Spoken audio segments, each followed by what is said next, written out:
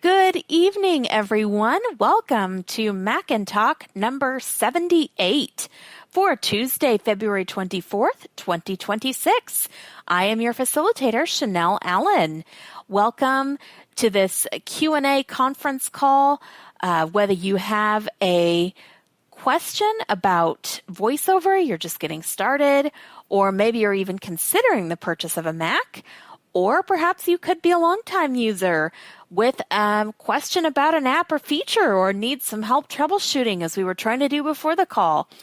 In any case, I am glad that you're joining us now or later on via the podcast recording. And before we get to our wonderful Mac discussions tonight, let's go ahead and talk about iBug announcements. The best way to find out what's going on is to visit our website, ibugtoday.org. There you may register to become a member. Registration is free. Participating in any and all of our events is free as well. By registering, that is providing your name and email address, you will receive announcements a few days before our events. If you want to listen to recordings of our previous workshops, you can do that on the website. The website also contains links to learn more about Mac and Talk and each of the programs we do. There's a link to subscribe to the Mac and Talk discussion group on Groups.io. And as far as other resources, like I said, we can be heard other places, such as YouTube. If you just go to youtube.com, search for the iBug Today channel, you'll find our programs organized by playlist, and things are posted there very promptly. You can also find us on your favorite smart speaker or podcast app of choice. Just ask for iBug Buzz, iBug Mac and Talk, iBug Cafe, and iBug Apple Workshop. And speaking of those events, by the way, our website does also have other contact info if you want to email us or if you want to check us out on other social media platforms. As far as things coming up, we have iBug Night at the Virtual Movies. That's always every Friday beginning at 7 p.m. all time central. And if you were able to get into this meeting tonight, which you are here now, then this will work to access any and all of our meetings, the same Zoom info. So as I said, movie night begins at 7 p.m. with a pre-movie social. Our movie this week is Begonia. I'm not sure if I'm pronouncing that correctly, but it's rated R, released in 2025. And then there's always a discussion following. On Saturday, we have the iBug Apple Workshop from 2 to 4 p.m., and that's where we get to talk about the latest Apple rumors, and some of our members showcase some apps that they enjoy using. Then on Monday, and every Monday from 7 to 9 p.m., we have iBug Buzz. Here, we really only talk about the Mac, but in iBug Buzz, you get to talk about all of your questions related to everything else Apple. So join us for that. Then if you haven't gotten enough of us in Mac and Talk, or you need further clarification on something, or just want to, pester Herbie, go to Mac Buzz and from 5 to 6 p.m. on the first and third Tuesdays of the month. Okay, thanks to everyone coming in. Now let's go around and do introductions. Say who you are, where you are joining us from, and if this is your first time on Mac and Talk. I'm Chanelle in Houston. Herbie, we're not hearing you. This is Herbie on Mount Crumpet, where you can dump it to Crumpet, apparently. So, if you're going to dump your Mac, you said shove your questions onto me, so... All in good fun. Welcome. Hi, I'm Vicky in Florida. I've listened to these calls on YouTube, but this is my first time live. So, yay! Welcome. Thank you. Welcome. You said your name is Vicky? Yes, my name's Vicky. I'm in the Tampa Bay, Florida area. Great. We're happy to have you, Vicky. Thank you so much. And I'll probably be asking you guys a few questions later, but I will try to be nice and not hog the call. It's okay, and you can be. We can reserve the first question for you if you'd like, but it's up to you. Oh, okay. Well, whatever you guys, that's fine with me. Yep. Whatever, just, thank you so much. You're welcome. And who's next? I think Robert, College Station, Texas, and I have been here before. Yep. Hi, Robert. And the other Robert from Chandler, Arizona. Yay. Also here. Welcome to the Roberts. All right. Paul in Columbus, Ohio. Welcome, Paul. The only Cliff in Austin, Texas. Yes, welcome to the only Cliff. Glad to have you. This is Pete. I'm from Jacksonville, Florida. Hi, Pete. Welcome. Hi, guys. This is Dan from Southern California, filling dead air. Welcome, Dan. Glad to have you. John, BC, Canada. Welcome, John. All right. And anyone else, feel free to introduce yourself at any point or just ask your question. We always do say our names, wait to be acknowledged, and then ask your question. So before we go on, though, Vicki, I forgot to ask you, you've been listening to us for a few years. Do you have a Mac? Actually, I've been listening to you guys. It's been more like a few months. A few months, sorry. Yeah, I got my Mac last year, and so I've had it, almost a year, not quite a year yet, but I still I use it every day, but I still consider myself to be somewhat of a newbie. But if you may I go ahead and ask my first question? Sure, or did you have go more ahead. questions for me? Yeah, and have you been to any of our other iBug events, or is this your first? This is my first live iBug event, actually. Awesome. Okay. I've heard several of them on YouTube or on the regular podcast, and I've been wanting to come to one of your seminars, one of these meetings, and I just either forget about it, or by the time I hear about it, it's already happened. So this time I said, okay, I'm going to mark it on my calendar. I'm on a WhatsApp group that, and they announced it on there. So I said, okay, I'm definitely going to really make a point to make it to this one. So here I am. All right. I'm so glad you're here. All right. So go ahead with your question. Okay. My first question has to do with Braille. And I mean, I'm really loving my Mac, but I'm a Braille user. And part of this is probably just a me thing, but I don't have the same experience with Braille on the Mac that I do with Braille on my iPhone. And just a little bit ago, actually, I was going to try because I haven't actually used my Braille display on my MacBook in quite some time. And I've had to, I've had some issues with it. So I ended up having to remove it and reinstall it. So that's actually one of my issues. But my main issue is when I'm in an edit field. If let's say, for example, if I'm on an iPhone, I have a Focus 14 Braille display, so it's an oldie but goodie. Mm-hmm. But if I'm in an edit field, let's say a text message, and I switch from like my router, let's say I go from characters to words, I can do a .3 chord or a .6 chord to go in the edit field to the next character or the next word, depending on what my rotor is set to. But whenever I try to do the same exact thing on the Mac, it doesn't do that. It just goes by character, or like if I'm in text edit, it doesn't seem to behave the same way. Am I making sense there? It does make sense. So first of all, would anyone like to help Vicki? This is Cliff. Go ahead, Cliff. Did you go into VoiceOver Utilities and go to the Braille section? Because there are some settings that need to be tweaked before Braille will work the way you want it to and expect it to on the Mac.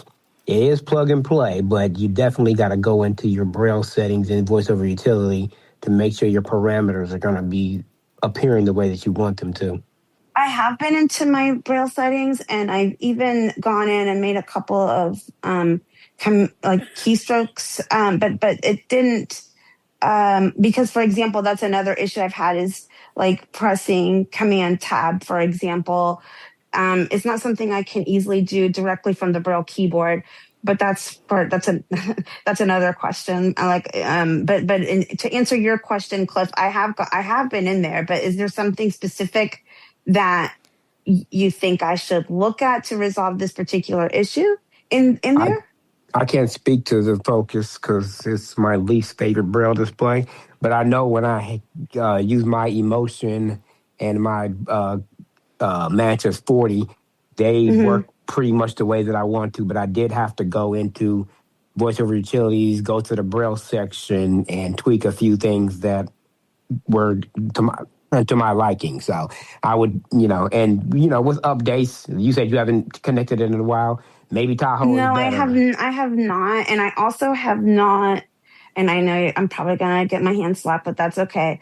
I'm still on Sequoia because I've just heard too many issues with VoiceOver still on Tahoe. So I've been afraid to go to Tahoe yet. And I'm not trying to sway I don't know you, if the Braille experience is.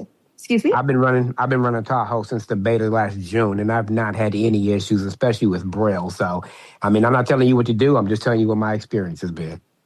Well, do you feel that? Since you've been running it since last June, you may not remember, but I'm wondering if the Braille experience would be any better in Tahoe than it is in Sequoia, because that might motivate me. It was for me. It's a lot snappier. There's more options in the Braille section of VoiceOver Utility, so you might want to take a look at it. What kind of Mac do you have? Let me rephrase.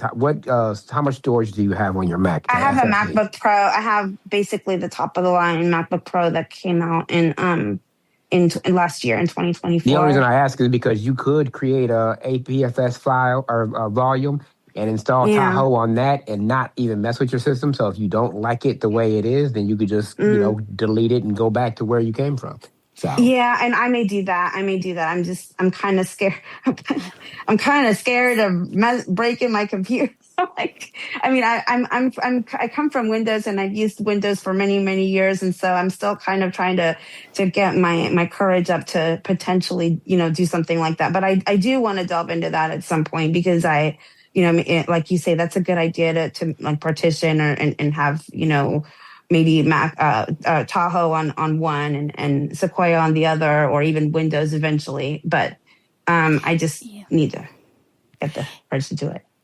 Yeah, so I don't know if anyone else had anything on this topic, but I also have a couple thoughts. Okay. I know that with the Rotor, so where you might want to look specifically is in the Braille category of the VoiceOver utility under displays, and then you should find your display and then assign commands. And Cliff, definitely look at all those other settings, because there are other things, Cliff was talking about. But sometimes, honestly, the way I have learned the commands on mine is just going into that displays, going into commands. I wish I could say that I used Braille more on my Mac and even on Windows. They are definitely different experiences. But I think that the Rotor is, I want to say it's dots instead of dots. I know what I'm sorry to interrupt for a second. Sorry, it's Vicky. Sorry to interrupt, but I wanted to say that I do know what the commands are. But what I'm saying is that when I switch the Rotor to the specific element that I want to navigate by, it doesn't do it. It doesn't. Right. So I can switch the Rotor, but then I guess it's the navigation movement command that I have to do after I switch the Rotor to that. Yeah, and I think they're a little bit different on the Mac versus the iPhone. Okay. The navigation. Okay. So that's the only problem. And I was trying to find my display and my whatever, so I could look up the commands for you. I'll go back in there and look. But it's just, I'll experiment again. But I really I thought, well, gosh, what am I doing, wrong, or what am I missing here? And I don't know very many people who use Braille on the Mac. I did speak with a lady who uses her Braille display a little bit, but she she didn't really have she didn't have the same, or she didn't have an answer to my question, basically, to that specific question. So, but I'll definitely go back and another issue, like I say, is also with the connection of the Braille display. Like if I have to, sometimes it doesn't see the Braille display, and then I have to remove it, and then in order for it to load the driver of it again, I have to basically reboot the MacBook, which I don't know why. If it's, are you again, connecting via Bluetooth? Yes. Okay. That might be. I prefer Bluetooth too, and normally it should work, but if it is an older model of the Focus 14, maybe that's the problem. Well, it is an older. I mean, it's a Focus 5, but I mean, it's got the latest drivers and everything. At least as far as I know, I haven't checked them recently, but I've definitely updated the drivers within the past 6 months. Six months or so. So, okay. Yeah, but this has been kind of ongoing. But I just kind of wanted to, and I know you have a class, but I didn't know how much of the class you devoted to Braille, and so or if your YouTube one. Not a whole lot. I did actually do a mini lesson on Braille for the first time last time, but it's I think what I use Braille a lot for is like proofing what I write. I wish I could do everything from the display, but it just doesn't work that way.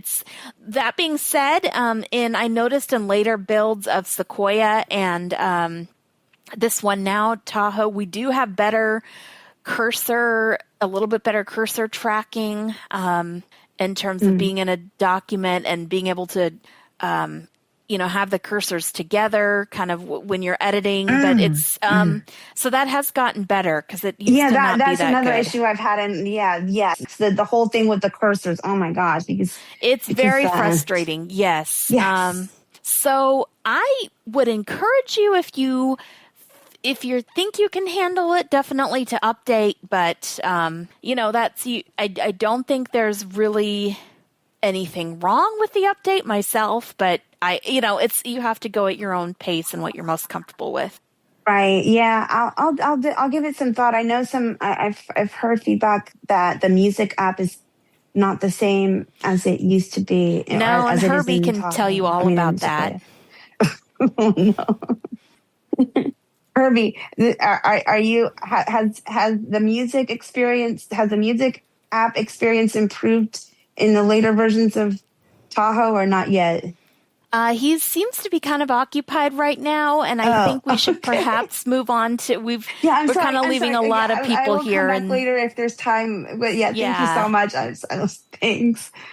No problem. I wish I could be more helpful, but I think Braille on the Mac does improve, but it's just not quite what we might always want. So yeah. This is Robert with one quick thought for Vicki. Sure, go ahead. If I were you and was trying to troubleshoot all this, I would encourage you to at least try your Braille display plugged into USB just to see if that improves anything or eliminates. At least you're taking Bluetooth out of the equation temporarily, just to see how it works plugged in via USB cable. This is Vicki. That's a great idea. That's a great suggestion. I'll give that a try. Thank you. All right. Who would like to ask the next question? Hi, this is Carolyn from Virginia. Okay. Hi, Carolyn. Hi. I am trying to port over everything from my Windows computer to the Mac. So I took all of my recipes and loom patterns and all the things that I have and put them on thumb drives. Mm-hmm. And so when I put it into the Mac, I can't find it on the Finder. I can't find it on the Downloads folder. I can't find it in the Documents folder. But when I put it back into my PC, everything's there. So what am I doing wrong and what can I do about it? This is Herbie. Yes, Herbie. So the reason why you're struggling is you're looking in the wrong spots. Okay. From the Finder or from the desktop, the drive might show up on your desktop if you have the Finder preferences configured that way. But the other thing you can do is from your desktop window or from your Finder window, do a Command-Shift-C as in cat. And that's going to bring up all the drives on your computer, on your Mac, and you should see your thumb drive there, and then you would just open it, and there are your files. So when I open it, do I just hit the open control? Do I hit enter or do I hit? So have you set your view? Have you adjusted your view, first of all? I don't know. Okay, so there's two views you can set. There's list view or column view. Oh, I have list view. Okay, so if you're doing list view, then you can either do Command O or Command down arrow. Although your thumb drive will probably open an icon view, so you'll need to set it to list view. Right. Okay, so I forgot what I do for that as Control 2. I mean, Command 2, yes. Okay. Okay, well, thank you very much. If I run into a problem, I'll come back to you another time. Yeah, well, we'll be talking about this in class in a few weeks. So, yeah. That's right. Okay, thank you so much. You're welcome. Who wants to go next? This is Cliff. Yeah, go ahead, Cliff. Mr. Herbie, I got a question for you. I don't even know why I'm asking you, but are you available, Herbie? Yeah, I'm available. All right. So I'm trying to share a folder in iCloud from iCloud Drive. Yes. I've tried it from my phone and my Mac, but it wants me to download all the content before I could share the folder. Well, the folder's too big for me to download onto my phone, and it is downloaded on my Mac. But every time I try to share it from my Mac, it puts me in the window where it says collaborate or send a copy. I always put collaborate, and then I go over, VO right arrow to messages. And once I select the person, it throws me out of the share option again and throws me back into the, iCloud Drive as if I never clicked the share option. What is your suggestion there? I actually had to, because I had the same problem, so I actually found it was a lot easier to do it on the phone. And when I do it from the phone, it says it basically tells me that it says the files do not exist on this device and yada, yada, yada. Basically telling me I have to download, but the folder's too big, so I can't download it to my folder. And that's the problem is, because that window would always, it used to be accessible. And then several updates ago, it suddenly just, like you said, it disappears on you and there's no way to find the window or anything like that. It does not bring up messages or anything like that. And so pretty much nowadays I just primarily share Dropbox folders, not iCloud Drive folders for that reason that most people I know use.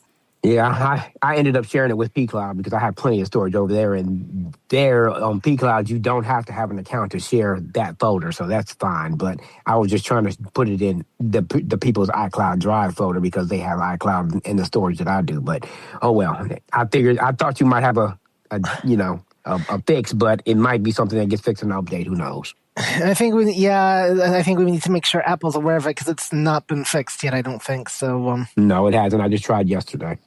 Yeah. So yeah, that's just an unfortunate thing with the iCloud sharing is and the window just literally disappears and there's nothing you can do. Yep. Okay. Oh well. All right. All right, and before we go on, Vicki, if you're still here, I found you can, once you use dots 5-6 chord to move the rotor to a specific element, you actually have to move by that element with dots 5, 6, 8 and space. So it's to go forward and dots 2, 3 space and dot 8 to go backward. Or it's 2, 3, 7. Yeah. 2, 3 space, 2, 3, 7 and space. There you go. Or 2, 3, 5, 6, 8 and space to move forward. Okay, this is Vicki. So 2, 3. So to move back, it's 2, 3. That's 2, 3, 7 space. Basically, that's 2, 3. Okay, that's 2, 3, 7. So that's 2, 3, 7 chord. Yeah, and then dots 5, 6, 8 chord. Right. Okay, so maybe I guess I didn't know I had to add the dots 7 and 8, and Yeah. does that do you know if that's only for Tahoe, or should that also work in That should Sequoia? be universal, yeah. It's universal. But I find Oh, those okay. so cumbersome. I try to use my cursor router keys. I don't have a focus, just to try. Cause I just, Yeah, no, exactly, and that's when editing. It's just because I'm used to editing on the iPhone, and right. everything works so well with the Braille experience on the iPhone. I can use the cursor routers and the regular, my regular commands too for navigation, and it works great. But Yeah, on the it's Mac, different on the Mac. Yeah, yeah. So it's just kind of something to get used to. But it is. well, yeah. I do have other questions, but I'll wait to see if anyone else has other questions before. I was just kind of doing some live, whatever. Will Cliff and Herbie were talking about iCloud. No, so. I appreciate that. Thank you Yeah, so much. no problem. All right, who would like to go next? This is Cliff Chanelle. You just reminded me why I don't use my emotion on the Mac. Okay. Yeah, I'm using that's not very encouraging. Sorry. Brilliant. So, yeah. You got him feeling emotion. Shut up, Herbie. Well, I believe Cliff loves his Mantis, which, I do. Yeah, that sounds like the display. But for those who don't do Braille, let's see if we have any other topics, but I'm perfectly fine if Braille, whatever. We'll go with the flow. Oh, and that reminds me, do not dump any of your Braille questions to me on the Mac, Buzz. I'm one of those that does not do Braille on the Mac.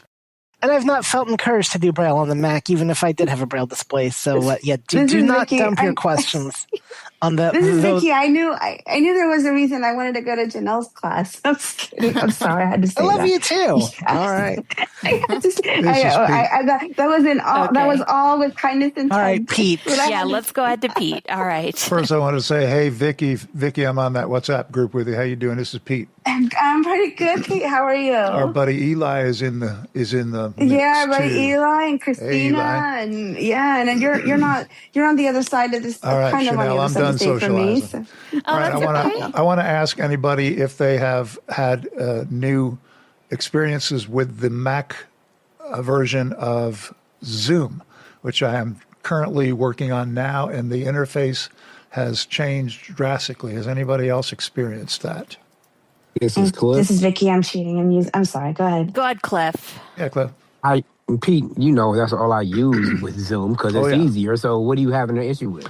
Well, on my screen, on my Zoom screen right now, I used to have a bunch of buttons for original sound, for mute, unmute, with an open participants list right there. And none of those, the only elements I have on my screen now are not buttons. They're very strange. They're different. And let me read them. There's 3 of them. Enhanced encryption text. That's all it says. That's not a button. You are connected to Zoom mobile network via data centers in the United States. Text, encryption text, enhanced text. Those I'm VO right arrowing. And that's all that's on my screen. Now I can mute and unmute by VO Shift A, and I can go to my participants list and with the Command U. Right. But now that must be a different totally update. Changed. Yeah. I must not have got that update yet because I don't remember seeing it. I was just on Zoom on Sunday. So, this is Herbie. Last 2 days. Yeah, Herbie. Okay. What happens if you hit Tab? Nada. And when I hit Escape, I get What about Command noise. Accent? Say again? Command Accent? Command Accent. I get a meeting security. It goes to one of those buttons, one of those elements on the screen. That's all. What happens if you press the meeting? This is Herbie. What happens if you press the meeting security button? Nothing, because it's not a button. Oh, it's not. It says enhance encryption, security. Now, are you text. sure it's not a button and it's just not speaking the word button? No, I've pushed it. Okay. So I'm just curious. So this is Herbie. I'm just curious about something, and I think I suggested this before, but let's see if it'll work the long way around. Right. Do you have a menu bar? Can you go to your menu bar? Yeah. Mm-hmm. And do you have a meeting option in the menu bar if you right arrow? Yes. Okay, so go to that meeting menu. Zoom Workplace is my first meeting. It's my first menu. All right, meeting menu. All right, yep. Down arrow. Yep. Exit full screen, Command Shift F. That's top. What you want. Do that. Exit full screen. Command-Shift-F. Or just VO space on that. Yeah, I did. Now and I've let's still see. got the same strange elements, none of which are buttons. Okay, still the strange. Okay, so let's go back to the meeting menu and one other thing. All right, and I don't want to take any more time on this, Chanelle. I'm sorry. No, this is good. All right, meeting menu. So hit down arrow. Full screen, Command-Shift-F. Okay, at least we now already are full screen. That's good. Go down. Right. This is Keep John on that top. fixed mine. Nope, go down again. Enter minimum view. Okay, hit enter on that, and let's see if that changes the view. Wait a minute. It looks something just happened, Herbie. Now I've got, wow, Herbie, you are the magic man. All right, yeah, Hart wrote about me back in the 70s, baby. You know Now it. I've got mute my audio, hide video, start video, share, show full meeting window. Show full meeting my window. My interface is back, Herbie. Now, what happens if you hit show full meeting window? Let's see if that brings back up to where it fully should be. Let's take a look. Because I'm curious about this. Well, the top one is now Right, exit minimal view. But you had a show full meeting menu on your main screen. True. So that's what he was talking about. Yeah. Oh, okay. All right. So let's see if it brings it back to what it actually should be. Well, let me go. I'm going through some participant. Hide video, mute my audio, start video, share, show full meeting window button. Yep. VO space on that. Video space bar.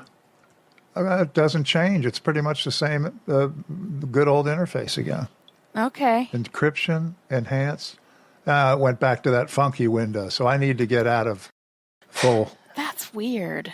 Yeah. Okay, so there's something that's changed within the full meeting. Well, at least we've... Well, I can now get to the other one. I just need to stay out of that full meeting screen. Mm-hmm. And before you go, Pete, I did send you a text. So yeah, but I'm done. Let me get out and let Okay. someone else ask a question. Thank you, Herbie. Appreciate it. Yeah, that's weird. Yeah. Okay. I wonder if there's something This that Robert? you've changed in the full meetings, and I can play with the menus more to see if I can Yeah, figure go out ahead, something Robert. else. But go ahead. Well, I just wanted to ask when Pete got this update so I can be prepared if it's going to go nuts for me. 2 days ago, I want to say, Robert. I just updated to it again today. I worked with Brad, and he tried to give me the previous version to paste into my applications folder, and it would not load. Okay. I got an error message, so I downloaded the current version. So whatever's in there now will give you this different look. Okay. I don't think I've updated if you get out of the full screen, the full meeting screen menu, so and this get is into Herbie. Yeah. I may have found something else in the menus for you to try real quick. Okay. So go to your menu bar. Meeting. Nope. We actually want the window menu. Window menu, right? And look for an option that says always show meeting controls. Minimize, close, zoom, fill, center, enter full screen, move and resize, full Keep screen going. tile, remove window from set, move focus to next window, switch to portrait landscape, switch to next tab, close current chat session, check most always show meeting controls. Oh, that's checked. What you want? Check Yep, mark, and you said always that's- show meeting controls. It's checked. Oh, never mind then, because it should be Yeah, checked. you're right. So I got the same update because I heard my Zoom say it had been updated the other day, and I have not had that problem. But in general, the interface has been changing a lot in the last few updates. So Yeah, there was a introduction to the new version when I opened it today after really? I updated to the new version. oh, maybe I didn't get that then. Okay. Oh, Yeah, boy. and it tells you some of your controls are on the left now instead of on the Oh top. boy. Yeah, so I figured that would explain it, and it says you can pin certain controls. I'm going to check I on this thought I could computer to see reconfigure if I have the latest update. Oh, update available. So I'm going to disappear in a minute. All right, sorry to bog you guys down again. No, this is No, important. this is Thank you, good. Robert. This is Good really luck. important. Yeah. It's good to figure it out here. Robert. Right, remember, that's why we say there's no such thing as a dumb question. All your questions are important. Got And how to plenty use of Zoom on dumb the Mac answers, is very right? important. Yep. Go ahead, Robert. Just wanted to give a real quick report. I have bugged you all, Herbie, Cliff, Pete, everybody, people who aren't even here. I've bugged you and bugged you because I could not get Zoom to work correctly for me with the user participant table when I was hosting When you Oh, were hosting, meetings. I remember. Yeah. right. And I finally, thanks to Darcy Bernard, I finally solved the problem. And I just wanted to report, in case this happens to anyone, if you have to host a meeting and your Mac is just going crazy with a participants table not showing you stuff correctly. What was wrong for me at least was that I had to unlink the VoiceOver cursor from the mouse pointer. Oh, And yeah. once I Oh, told the VoiceOver cursor not to follow the Not to mouse, follow. yeah. Yeah, everything I got went to back check to mine. working That's in correctly. VoiceOver Utilities, right? Yes. Correct. Yeah. And Okay. mine is set that way by default not to follow the Not to follow. voiceover. So, I'm going to go check that now myself. Thank you, Robert. Well, mine was set to follow. I don't know why exactly, but I set up a VoiceOver activity so that every time I switch into the Zoom window, it stops. It changes that connection to not follow the mouse. And I hosted the meeting today with Orbit Research, and everything worked perfectly. So now it's going to break again as soon as I update Zoom. Thanks a lot, Zoom. yeah. All right. Good to know. This is Vicky. I just had a quick question about what Sure. Robert just said. So is there an advantage of having the voiceover not follow the mouse then? Is that the recommendation for general behavior to not have it follow the mouse? That seems That I to work understand. better in a lot of places. It seems like, I don't know, has anybody else had a different experience? This is Robert. Yeah, go ahead, Robert. In my experiences, it depends on what you're doing. If you're doing things where you want to like drag and drop something, for example, you want VoiceOver to be tracking with the mouse. But in applications like Zoom or on a web page like Amazon.com, you don't want them to be linked. You want VoiceOver just to do its thing and leave the mouse alone, or the mouse leave VoiceOver alone, I guess is the real accurate way to say it. But it depends on the application, at least in my experience. This is Pete. I went into VoiceOver Utilities and I was follow VoiceOver cursor. It's a toggle or a pop-up button. You got three options, and I set it to ignore VoiceOver cursor. Good. Yeah, so maybe that'll help some of my other behavior. Thank you, Robert. This is Vicky. Is that the same as I think it's like VoiceOver or VoiceOver VOF3 or something like that? Or F8. Yeah. F8? Is it F8 is it is the F8? VoiceOver utility. Oh, no, what you're I'm talking Oh, not I'm talking about sorry. the utility. I'm talking about the toggle keystroke. Yeah, Sorry about there that. is no keystroke to toggle it. Now, you can have the mouse pointer follow the voiceover, like with VO Command F5, but the setting to actually toggle it on, off, is in the voiceover utility under navigation. Okay, so it's not the same as I think it's called cursor tracking or something like that's different then, right? Yeah, if I press VO Command F5, it's called move mouse pointer to voiceover cursors, VO Command F5.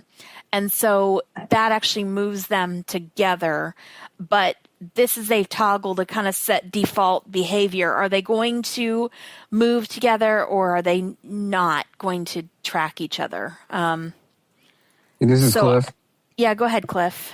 I think that what Vicky's talking about is like if you're doing, like, for instance, when I want to copy a signature, I want to make sure that VoiceOver is in the cursor area of the text or the element that I want to drop. It's not a permanent thing. It just makes sure that VoiceOver is where you want it to be, and it confirms it. So you're right. It's not a toggle. It's just a confirmation that your cursor is where you want it to be before you drag and drop something. Right, and that's VOF3 tells you the position of your voiceover cursor. Right. That's what she's talking about. VOF4 tells you the keyboard cursor. VOF5 tells you the mouse pointer. Okay. But yeah, it's one of those. It says, and I'm sorry, I'm probably not saying the correct keystroke, but sorry. This is Vicky. It's one of them that says like tracking off, like cursor tracking. That's VO Shift F3. Yeah, yes. Thank you. Okay. That's the one I'm talking about, and that's different from this. Yes, it is. So so the mouse is I usually do like I think it is better to have that cursor tracking on, correct, Chanelle? Or is that, or what? Yeah, well, we always leave that on, but this setting is different that we're talking about. The mouse one is different. I know I've actually had someone else tell me the thing about the mouse too. And I've been meaning to go into settings to see how mine is set and to also maybe create a keystroke for the toggle to see if there's a way that I can add a command to, for the toggle, so I can just do it with a command. Yeah, I don't think there's a toggle but you can set activities. For instance, if you know that there's a certain application where you want the mouse pointer to follow the VoiceOver cursor, you can set an activity. And that's a category in the VoiceOver utility. Okay. Oh, that's a good idea. Activities are kind of like, they're.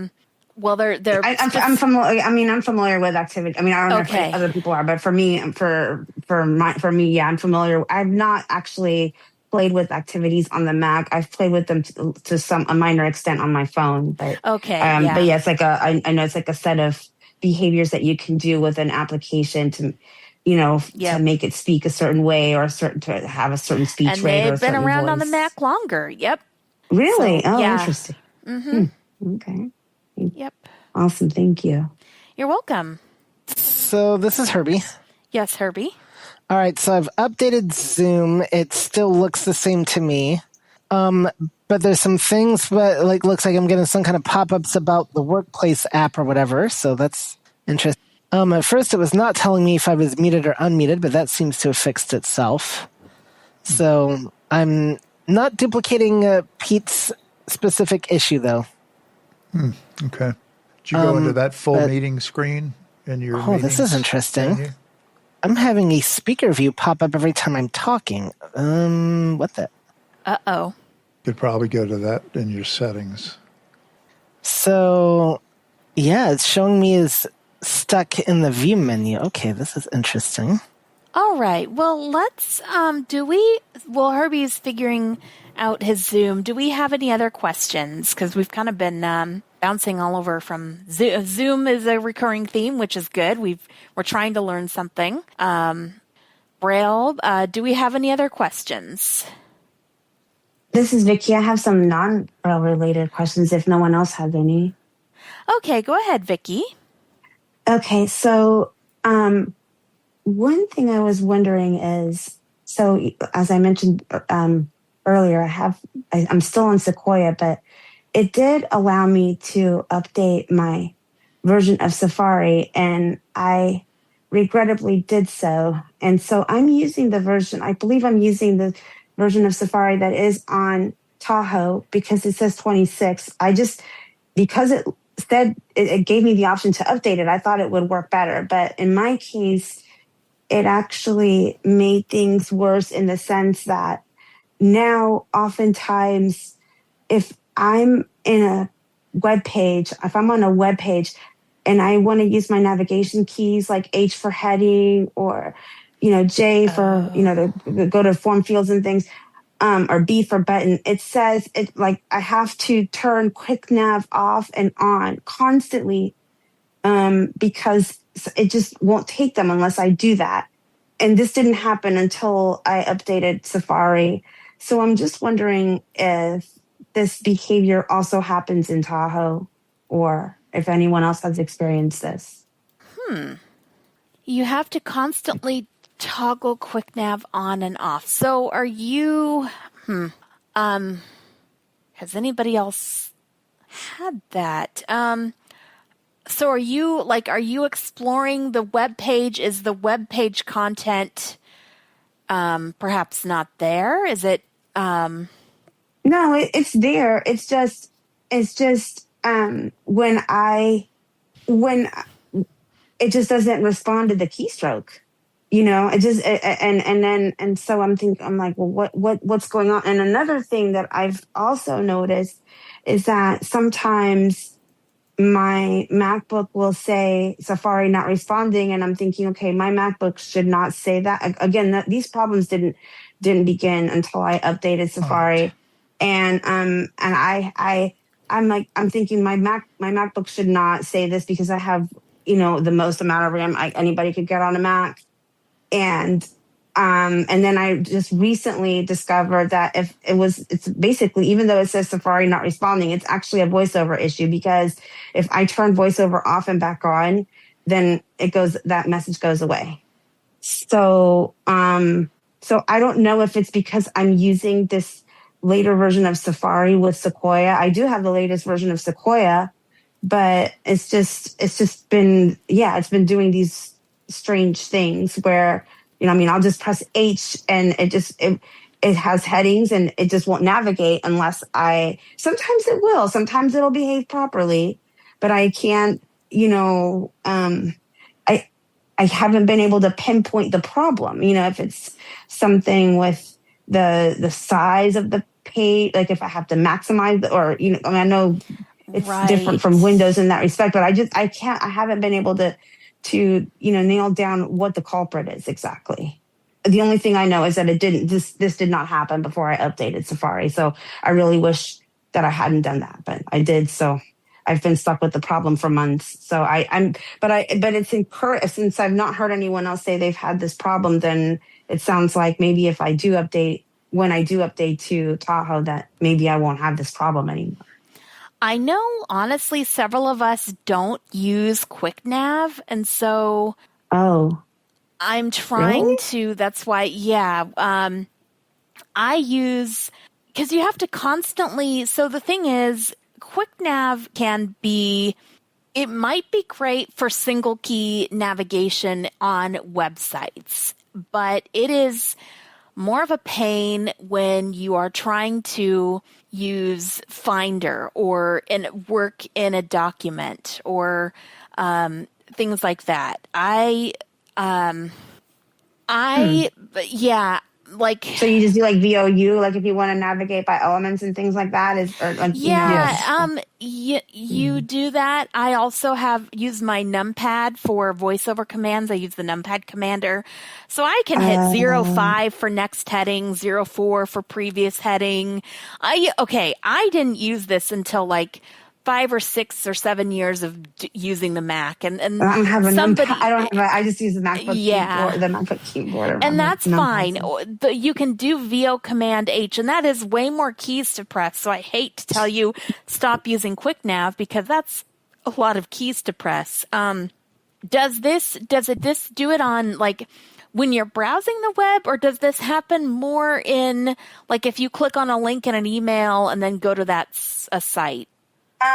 No, it happens more when I browse on the web, and actually, I haven't. I actually have not set up email on my Mac because I have a lot of emails, and I just do. Eventually I'll do that, but I just do I've been doing my emails on my iPhone, and I haven't wanted to delve into email on Mac yet. So, it's all just websites that I'm browsing or that I'm, but.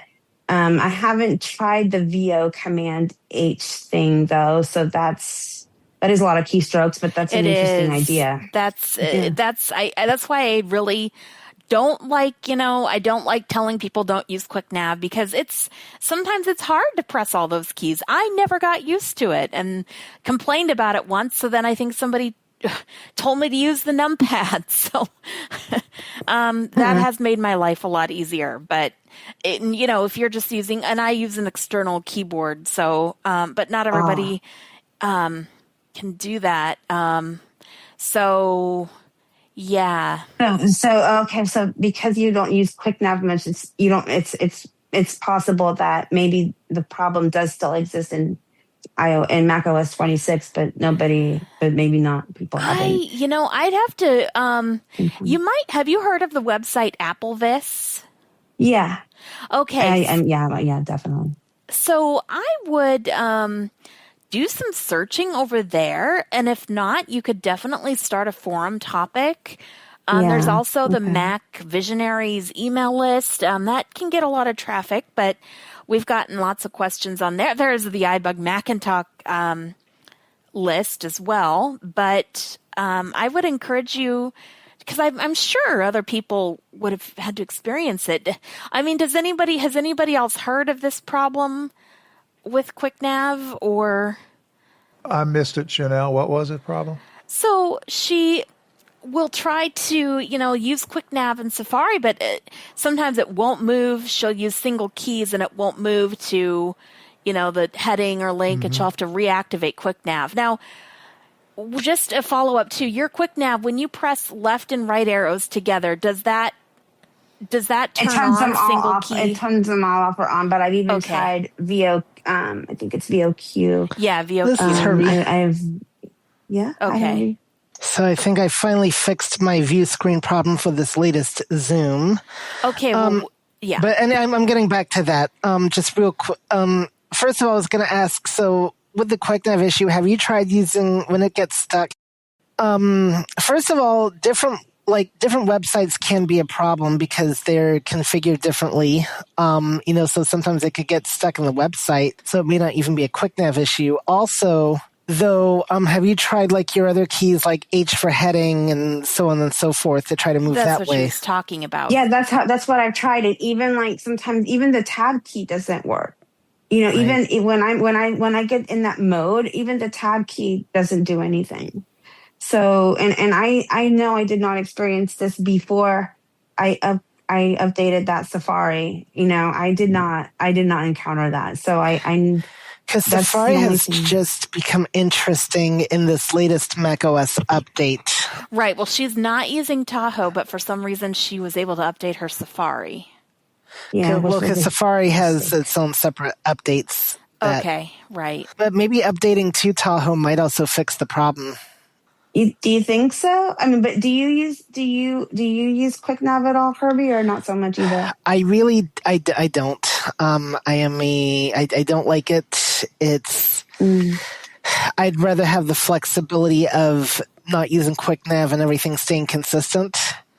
And I don't use the numpad either. I should probably more than I do, but I'm not a QuickNav user myself, but I definitely notice situations where Safari will get stuck in navigation or whatever. So having the full flexibility makes it a lot better. So I QuickNav is good for convenience, but I don't recommend relying on it myself. So this is Vicky. So just out of curiosity, I don't think that I would do this, but let's say I got really fed up with the whole thing, and I took my Mac and I, reset it, took it back to factory defaults. Would that bring back my original version of Safari, or I think so. Or really? It's hard to say because some of these apps are updated in the cloud, so it's hard. It might. There's keys I think you can press somewhere in the startup cycle where I don't have a time machine backup. I'm sorry. Sorry about that. I apologize. No, it's okay. I don't. This is Vicky again. I don't have a time machine backup or anything. I just wanted to preface that, so I didn't know if. I'm sorry, and I thought I heard you say, Herbie, I think so, but did you say I think so or I don't think so initially? It's my understanding that when you reset a Mac, it goes back to its default settings, but I've honestly only ever reformatted one once, and even then it was Chanelle doing it, so she's had more experience than I've had. So I deferred to her wisdom. It's not going to go back to its original operating system unless you press some special keys, and even now with the M Max, I don't know. I still don't know. I'd imagine it would maybe, but I honestly, I don't know what it would do regarding Safari. I really don't. Yeah, and I haven't disabled, this is Vicky, I haven't disabled my file vault either. Sorry. Go ahead, Pete. I missed the pinpointed question from Vicky about QuickNav, but I was just in Safari with QuickNav and had no trouble navigating around a website. I don't know if it's very intermittent. I mean, it'll work fine for, at least for me, it'll work fine on websites like Google. But then if I go to I don't know, sometimes even on YouTube, I've had this problem, but then there have been times when I don't. So, but I just went to the iBug Today website and so this is Herbie. Fine. Yeah, go ahead, Herbie. Okay. Question. So with YouTube, do you use the premium version? No. Okay, so again, I think what you're running into is a website design issue where it's getting stuck in ads, and that could be affecting your focus too. So I think it's that could be part of the problem, because if you don't have the premium YouTube, there's a lot of ads that will appear on that page, and ads are very interesting in how they affect web page navigation. So. And YouTube has some of its own commands for once you have a video open. Right. But yeah, I'm not saying you have to do this, but I would strongly encourage you, update to Tahoe, see what you think, or at least like Cliff said, do a Tahoe on another partition, see what your problems are like. They may be different, but some of the ones you might be experiencing might go away. You know, I would encourage you to try Tahoe, but I'm not saying you have to, and you have to assess the risks for yourself, but that would be my recommendation. Okay, well, thank you. It's Vicky. Thank you. And and it's not just YouTube, by the way. That was just an example. I mean, there are other websites. Oh, no, I know that. Have. But a lot of websites have things that can interfere with navigation, like ads and things like that. News sites, definitely recipe sites, that can be a fun experience. And that I just like to have the flex. I definitely think that you should try upgrading to Tahoe, but I would just also recommend you and anybody, don't rely on QuickNav if you can get away from it. It means doing some things like VO Command H for your headings, and not everybody wants to do that. But but keep in mind, I'll say this, I'll end with this thought. You know, I'm coming from somebody that used to use Windows, where we do not do all those extra keys. So, well, I never got used to it. So I actually, this is Vicky. Sorry, I did use. So yeah, you came from Windows where you didn't use it. Okay, I was like, never mind. Exactly. Yeah. Okay. Well, that I will take that into consideration. I just know that when in the beginning I didn't have this problem, so now it's like, oh my gosh, it's a step back, and And I don't know why Apple allowed me to update my Safari, when I don't. To me, it doesn't make sense. So it might just be a compatibility thing. Right. I don't know, potentially. But okay, I will go ahead and mute myself, and then later I'll ask more questions if there's time and nobody else has questions. And I know we've had some people come and go, so welcome. Do we have any other questions on any topic? We're happy to dig into it or give you hopefully a simple answer. Doesn't seem like anything has been simple tonight, but we're trying. Welcome to Chris. I can ask another question. Sorry. Yeah, hold on. Let's give people a chance. We have welcome to Christina and Eli. Glad that you could join us. Hi, Christina and Eli. It's Vicky. Kelly. Hello, everybody. It's loud here, so I'm just staying muted. It's okay. And Tim is here. So we are open for questions. Brian, not calling anybody specific out, but now is definitely your opportunity. So this is Herbie. Yeah, go ahead, Herbie. So just real quick, I had some fun with the latest Zoom updates. It did want to give me some pop-ups. It was insisting that I ask the host to enable their AI and ask for a summary, and I had to uncheck those boxes because I think it's rather rude of Zoom. Honestly, I had the same thing. Mm-hmm. Persistent. So yeah, I had to deal with that, and then escape got me out of that window. Command W did not. So it's there, and there was some other pop-ups too, and I had to adjust the view to get back to the view thing. So that's the other thing, Pete, you could play with is the view menus and see if changing one of the view options. Herbie, believe it or not, I think I'm back to where I want to be. All right. Getting out of that full meeting screen did the trick for me. Yeah, thank you. Well, at least it's on the record that, I'm the magic man and that I fix things. So. You are. Yeah, you sing yourself a song, Herbie.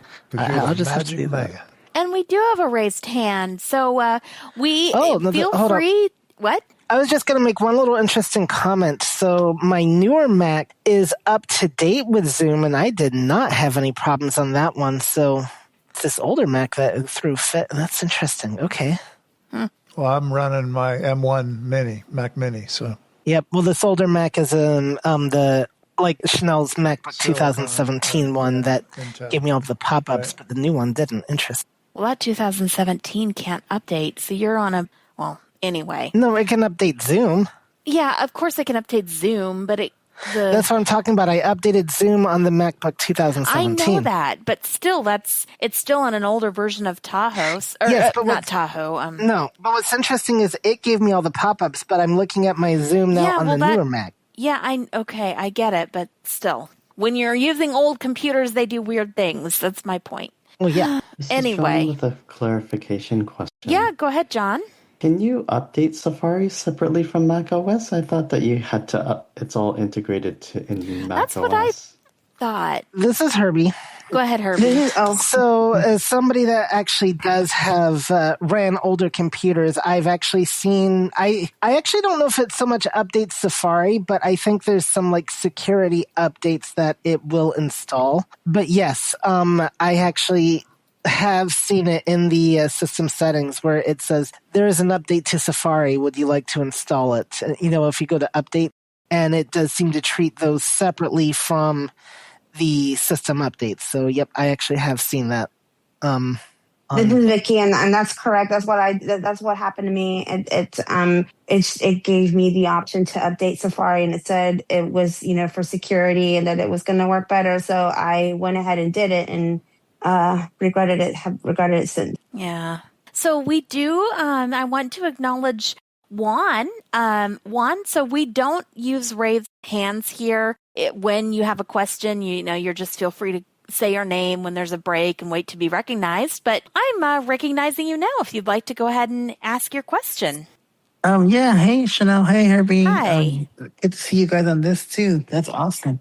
So I have a question. So I don't have a Mac yet, but I do have the iPhone. And I'm thinking of maybe getting a Mac because I've always been like a JAWS user and Windows user and stuff. So my question is like, is it pretty easy to like learn the commands? Like, is it easier than it is to learn like JAWS commands, or is it is it harder? Or just like I said, I have the iPhone, but I don't have a Mac yet. But I'm thinking of maybe getting it just because you don't have to worry about like JAWS stuff and like going through all this stuff just to get it and licenses and all this stuff. And so that's just something I'm thinking about for the future. This is Herbie. Yeah, Hi, go Herbie. ahead, Herbie. I think the question, it's a great question, first of all. I think it's a matter of perspective. How willing are you? I learned the Mac and I discovered I liked it better than Windows, but I was willing to, I actually applied myself. And what helped me is learning what was similar to Windows, what was different, that type of thing. There are other people that will tell you, don't remember anything you learned about Windows, forget it, it's not going to help you. Yeah. So different people have different philosophies and how they teach. But for me, knowing Windows and knowing the iPhone both really helped with learning the Mac because I could understand what concepts were the same, what was different, that type of thing. Understanding Control-C versus Command-C it's a very basic example, but it does the same thing. Mm-hmm. It's just that one key is in one place, one key is in another place. If you use a Bluetooth keyboard with your phone, that's going to help to learning the Mac. But okay. It's a matter of, from my opinion at least, it's a matter of perspective how easy or hard it is, but it can be easy if you are willing to learn it and use what you learn. Oh, okay. Well, thanks, Herbie, for the info, and thank you, guys. You're welcome. Yeah, it's. Does anyone else have any opinions or thoughts or suggestions? This is Vicky. I would Vicky. say that for me, I think it's a matter like Herbie said. I think it's definitely a matter of perspective, and also how much you really want to. How much you want to really put into it as far as how much you want to learn it. Like for me, when I decided I wanted to tackle the Mac, it was, I made that personal decision and it was something that I wanted to really go after. And so I think at least for me, it, and everyone's going to have a different opinion on this. I mean, I came from Windows and I've been using Windows, for many, many years now. And so I think the idea of basically not having access to a Windows computer helped in my case, because then, I didn't have that option of, oh, well, forget this, I'm just going to go back to Windows. But I think it really depends on the person. But if you have good tutorials, and there's a lot of, like with with iBug and Apple this, there's just so many resources. Well, yeah. And I used a friend of mine let me borrow John Panarese's tutorials, and a lot of them, he did them several years ago, and there's some, they're outdated, but a lot of the content is still valid even now. And they really helped give me a great introduction and a great background to using the Mac. So, but there are other, there are excellent tutorials on YouTube and everything. So I would say, if it's something you really want to try, go for it for sure. I love the fact, and the other thing too is I love the fact that I can use the SIRI with, the Apple Intelligence on my MacBook. So if I have any question, then it's like on the phone, where you can just ask it a question and it'll use the Chat GPT / Apple Intelligence to help with the answer. Well, thank you for that. I appreciate it. Yeah. No problem. All right. Hi, this is Carolyn. Yeah, hi, Carolyn. Hi. I just wanted to say that when my Windows 10 ended, October 15th, it was a great time for me to just get a Mac, and I just kept going. That was the right thing for me to do instead of continuing with Windows. And I had used Windows for like 27 years. So it's slow going, and that's why I'm so grateful for the upcoming class that will help. And I have gone and looked at some things, but I don't want to do too much because I don't want to have to unlearn something in the class upcoming. But I would say, what is your heart telling you to do? If it's telling you to get a Mac, get a Mac. And, right. You'll know what to, if you really look within, you'll know what to do. And it was the right thing for me. And yes, it's not going to be like learning Windows. You can't learn it all in one day anyway with any new system. Yeah. So just do what you feel is right for you. You're definitely going to have to be, become accustomed to some different parrot. Oh, was somebody else trying to talk? Well, actually, this is Herbie. Go ahead, Herbie. Hey, you would have the advantage of me being in Houston. If you've got stuff, I can actually come there and help you out. So, and of course, Herbie. We don't do one-on-one instruction formally. I didn't say anything about formally. And I was about to mention we your expect class anyway. Everybody in the class, to. So, but yes, it's. I think. No, I was going to mention the class as an alternative. You didn't let me finish, but okay. Anyway. Yeah. No. You actually want to travel? I thought we were both. Anyway. No, the Mac is I really, you definitely have to have a motivation. When I got it, it was a cool toy to run Windows on, and I didn't really fully learn it until they asked me to teach the Mac class, and then I had to get myself in gear and learn it. And then a few years later, I started doing more ACB stuff on the Mac, like hosting and streaming. And so that gave me, you definitely have to have a good motivation stuff. Yeah. And if you don't, hopefully it comes later, as in my case. But yeah, it's a great, Mac it has a lot of things to offer, and you just have to figure out what you think you want.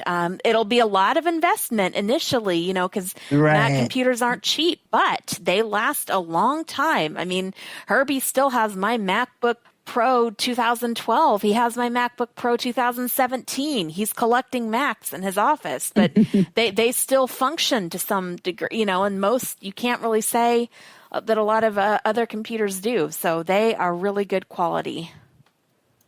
Awesome. Well, thanks for all the info. You're welcome. All right. We have time for more questions if anyone would like to ask. Hi, Chanelle. This is Megan. Oh, hi, Megan. Just quickly, want everyone's opinion or maybe predictions about the new baby Mac that's going to be announced on March 4th. It's the supposedly budget Mac that they're thinking about. Apple's going to release. What would you look for if you were interested in getting one? What are your minimum requirements? What people think about and must have this? Yeah, I'm going to turn this one over to Herbie. Or what? I think Brad. Let's let Brad go. Go ahead, Brad. Well, I think it all depends on what you're trying to do with the Mac. I believe they are aiming at the Chromebook crowd. I believe this who are use this primarily in schools. I still think the price is going to be a little high. They're estimating it to be between $699 and $799. I think it's kind of limited. Again, depends on what you want to do with. I believe it's going to be limited to its own, similar to it's going to run an iPhone processor, I believe, the A19, which is what is in the iPhone 17. I'm not sure about the RAM on it. I doubt it. It will not have a touchscreen. I can't imagine at that price. But I think it's going to be pretty limited. You're only going to be able to download apps from its app store.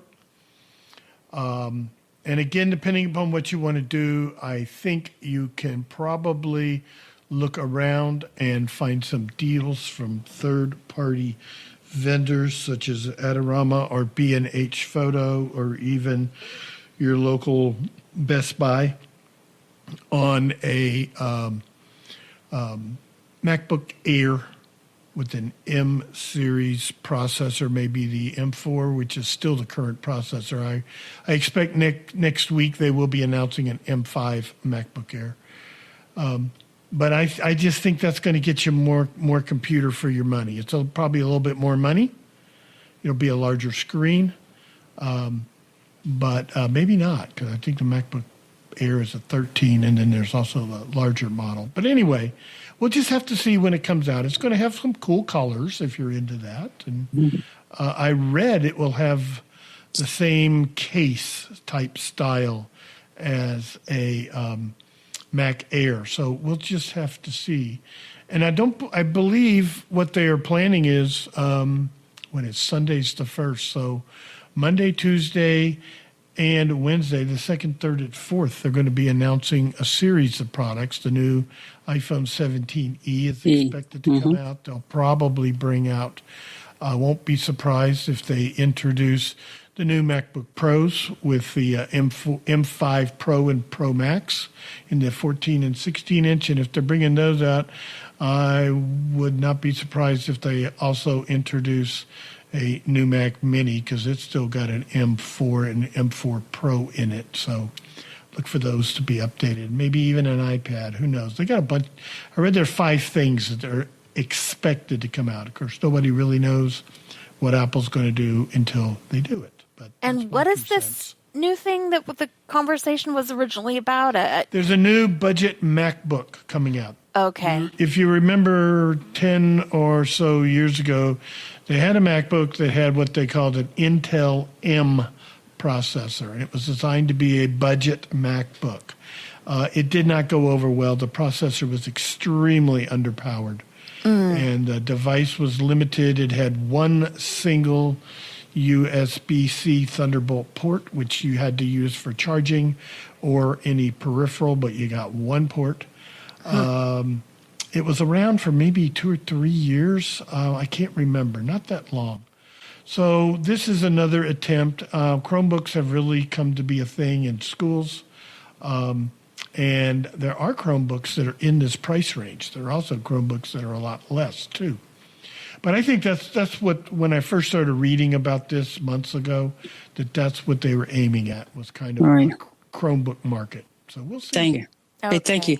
I have another question, but I'll wait. Thank you. I have another question, but I'll wait. Thank you. This is Herbie. Yes, Herbie. I mean, just real quick, it's best to always wait till the official announcement and then decide if that might be the right Mac for you. But I will just say I'd be leery of anything that says it's budget friendly. So unless you really wanted to do the basics, it's probably, I would go with finding a good deal on a MacBook Air myself if I wanted something budget friendly, but that would actually be usable. That being said, Apple does try to do good products, but that's just my opinion. So, Yep. All right. Excellent. This is Vicky. I just want to make a comment Sure. regarding her question. So I got my MacBook Pro refurbished actually from Apple, and it's basically just like brand new, except it's factory refurbished. But I haven't had any issues with my MacBook Pro, and so I think that especially now, if you wait until their release, their event, the MacBook, like what I've got from the M4, the MacBook Pro 14-inch. All of those are going to be cheaper. The MacBook Airs from 2024 are going to be cheaper, and all of those are will work fine with VoiceOver, and you can either get them brand new or refurbished, because they do good deals from Apple, and you can do if you have like an Apple Card, for example, you can get a interest-free thing where you can have a pay it over time interest-free. So they have different programs like that as well. Oh, well, actually not with refurbished. I'm sorry. If you get it refurbished, you can't do that. But if you do get it refurbished, it does knock off quite a bit off the regular price. Yeah, that's good to know. It's good that Apple refurbished stuff is, good quality, and especially if they refurbish it themselves, that's good. So. Yeah, exactly. Yeah. All right. Well, is there any other topic we'd like to address before the night is over? I have another question, but I think someone else had a question, so if they want to go first, that's fine, because I know I've asked a lot of them tonight. Yeah, let's. What? This is Kelly. Can I ask a question? Yes, we'd love to have your question. Well, it's about. I wanted a recommendation for external storage. Is that allowed? Oh, okay. So, how much? Like what? 20 gigabytes. Just 20 gigabytes. Okay. Yeah, I'm being given that much content. It's pictures and videos, and I need someplace to store it. I do not want all of that on my machine, and there's not enough for it up in the cloud or whatever. So, a suggestion for an external storage. This is Herbie. Yeah, go ahead, Herbie. I really like the Samsung hard drive that I got the best, even though the one I have, maybe they make bigger models. It's 2 terabytes, but I like it because it has not failed me yet. It's quiet. It is a tiny little thing that you plug into your computer. It will work via USB-C, and it is, no fuss whatsoever. There are definitely bigger hard drives you can get, of course. I have a 6 terabyte drive that is like, I want to say a Seagate. When I got it, I had to reformat that drive so it would show up on the Mac. I did not have to do that with the Samsung. And then recently, I think I had some kind of, it was my fault for storing it in my backpack with the cord still plugged in, but it still uses pins inside, and I think one of them got slightly damaged, giving me a little bit of grief with that particular drive, whereas the Samsung one is completely solid state. Though that's my current experience with external hard drives. And I think she asked for GB, so those would be more than big enough. Yeah, go ahead, Brad. Yeah, did I hear her say 20 gigabyte? That's pretty small. That's what I thought. You might, SD cards are pretty big now. Or iCloud plan. How about an iCloud plan? But you're paying for that constantly. She wants a external What do you drive. pay for 50 gigs? Yeah, she wants an external. $1.50? But you're paying it every month. She wants an external so she could remove it and get your stuff off. iCloud is still going to want to sync with your hard drive. I think you're familiar with that problem, Pete. But anyway, there's a little, I don't know what kind of Mac you have. I have two of them here, but I have a MacBook Pro. And I bought a little device from, I saw it on one of the publications, Apple Insider. It's a Transcend. And it is an external drive that plugs in to, Transcend is a company that makes flash drives and things of that nature. And they have I bought the smallest, well, I don't know if they have a smaller one. I bought a 256 gigabyte. I want to say it was only $50 maybe more. I don't remember. But they sell I know they sell a 256, a 512, and at least a 1 terabyte. I don't know if they have bigger, but that's a lot. What I like is it plugs into the SD card slot and it's flush against the side of my MacBook Pro. So I don't have to disconnect it when I, pack it up, put it in my backpack, take it with me. The thing, it also keeps dust and stuff out of that SD card slot that's on the side of this, but it's built for the MacBook Pros. I've plugged it into my Mac Studio. It will work, but it sticks out. It's really designed for the MacBook Pro. The Air does not have an SD card slot, but the Pro, the three models of the MacBook Pro, the low end 14, the higher end 14, and the 16, you can plug it in there and it fits real flush. But it's they got a trade name for it. I'd have to go look it up in my Amazon, but it's from Transcend. And it's pretty neat. And if I don't know what kind of Mac you have again, but if you have a MacBook Pro, it'll work real good with it.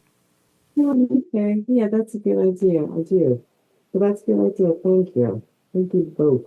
Oh, thank you. You're welcome. Thanks for being here. I'm glad you could ask a question. Thank you for having me. Yeah. It's Carolyn. I have another question. Sure. Go ahead, Carolyn. Okay. I have a Western Digital hard drive, and I was trying to get stuff off of that, Herbie, and I couldn't even read it that much on the Mac. I had it plugged in and everything, and there were just two or three it was just very difficult to read. So I'm going to have to get a sighted person to help me with that if I can get things from my thumb drive, like you all explained earlier. This is Herbie. Yeah, go ahead, Herbie. So we're running short on time, but real quick, first of all, try changing the view when you plug in the drive. Make sure it's set to list view and see if that helps. Okay. Otherwise, and it doesn't require sighted assistance, but you will have to, and I don't have time to give you the instructions because it's in the menus, but you also might have to format the drive to a particular format so that it's readable by the Mac, because that's what I had to go through with my big 6 terabyte hard drive. Is I had to, it was a file format that works just fine on Windows, but I had to switch it to, I want to say FT32, so it would be readable on the Mac. And oh, okay. It's in the menu bars. There's an option to format drive, and it'll give you the different options, and it'll say, please wait one moment, blah, blah, blah. I thought you had to go to Disk Utility for that. That might be, that sounds right, because this is a couple years ago. Yeah. There's an Robert? app. Yeah, go ahead, Robert. Did you say you have data on that drive that you're trying to get off? You don't want to reformat it if you are trying to get data off. Yes, that's what I'm doing. Yeah, I was wondering if that would. This is Brad. Go ahead, Brad. If it works on Windows, I don't understand why it wouldn't work on a Mac. Mac will read MS-DOS 32. It'll even read NTFS. You can't write to an NTFS disk, but you can certainly copy off of it. This is Herbie. Unless your issue is it's USB-A and you need a USB-C, well, you can easily get a dongle or converter. I did that. And you plug it in and it doesn't show up? Did you try the command to open up whatever they call it, computer? It's Command-Shift-C. No, I didn't, because like I say, I don't know enough about it yet. Do Command-Shift-C. And that will open up. The folder will call the name of your computer. Zumas has new. Like mine would say Brad's MacBook Pro, but the command, and you'll find it if you're in Finder under the Go menu, and it calls it computer. And so Okay. you'll see it open, and it will show you, your internal disk, if any drives you've got plugged in. See, and there's a setting in Finder Properties that can make it, if you plug an external disk in, it will show up as a volume on your desktop. That may not be turned on, but if you go to Control-Shift-C, you should see it. I don't know why you wouldn't, but I have used all kinds of old drives and things. I've even had drives that either I had or I bought one and it was formatted for Windows with NTSF, and I was even able to access content that was on it, even though I can't write to it, but I can copy stuff off of it. So try that. Thank you so much. And before we go, Herbie. Yeah, so real quick, did you say, though, you actually did see that drive on your computer, or did you not actually even access the drive? Oh, now for the Western Digital, yes, I see it. Okay, yeah, that's what I thought. So what I will say is, because that's the brand I have, that's C Western Gate. Yeah, it was very weird. So, like, I could on my Windows machine, I could definitely see files that I put on it, but when I plugged it into the Mac, it was like there was nothing there, and so I did have to use the disk utility to format it to a different, and then I could see everything. So but once you format it, like Robert says, it will get rid of stuff. Yeah. I don't, because I just had very little on there to begin, because it was just getting used to the drive. So so you didn't have anything important on there. I want to say that I honestly don't remember if I lost any data or not, because it wasn't deleting the drive, it was switching it to a different format. Yeah, but that can still, I don't know. But I would definitely copy the data over, make sure you have a backup of the data first before you format it. Definitely, that is for sure. But yeah, I did have that problem with the particular drive, so I don't know why. But like I said, my Samsung hard drive, I did not have that problem with whatsoever. So, and I think I'll get one of those. So thank you. So thank you all so much. Yeah, go ahead, Robert, and then we will need to end. But go ahead. Almost certainly, if you are going to format it, it will tell you before it formats if it's going to erase any data or not. Yeah. Like Herbie said, I would definitely have a backup for sure. But if it says it can change the format without erasing the data, you're golden. So what is the command to format it then? That involves going into an application on your Mac called Disk Utility, and that is, we'd have to probably walk you through that. Okay. So this is Herbie. If you can come to the Mac Buzz next Tuesday at 5 p.m. Central, which is on this very same Zoom link, we're always in dire need of people, A, with questions, and B, we can devote more time to helping you go through the process if you want. So okay, I just don't want to take up a lot of your time, No, we need participants on that call, actually. So okay. Thank you. You'd be helping us out, actually. Okay. Yeah, definitely. And you'll have a chance. If you come early enough to class review sessions, we might be able to help you then too. But that's another time. Yeah. Sure. Okay. Right. Thank you. All right. Well, thanks everyone for joining us. I believe it'll be the same March 28th next month. So see you back then. And in the meantime, come to some other iBug events and enjoy your month. Thanks, Chanelle. Thanks, Herbie. Thanks, Chanelle. Thanks, Herbie. Thank you.